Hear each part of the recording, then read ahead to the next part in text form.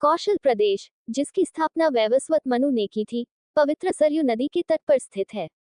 सुंदर एवं समृद्ध अयोध्या नगरी इस प्रदेश की राजधानी है।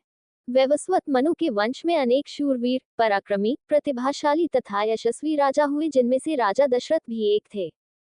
राजा दशरथ वेदों के मर्मज्ञ, धर्मप्राण, दयालु, रणकुशल और प्रजापालक थे। उनके राज्य में प्रजा कष्टरहित, सत्यनिष्ठ एवं ईश्वर भक्त थी। उनके राज्य में किसी का किसी के भी प्रति द्वेष भाव का सर्वथा अभाव था।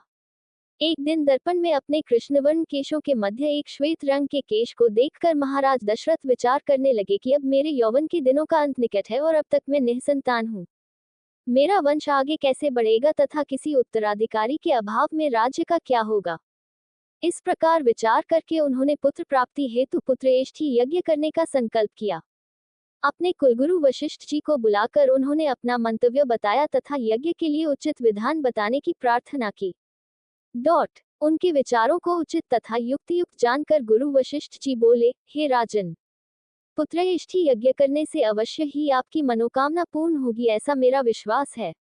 अतः आप शीघ्र अश्वमेध यज्ञ करने तथा इसके लिए एक सुंदर श्यामकर्ण अश्व छोड़ने की व्यवस्था करें।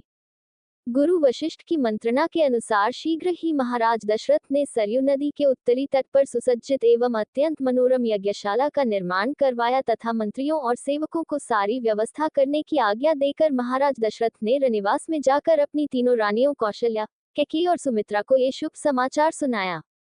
महाराज के वचनों को सुनकर सभी रानियां प्रसन्न हो गईं। संपूर्ण रामायण कथा हिंदी में।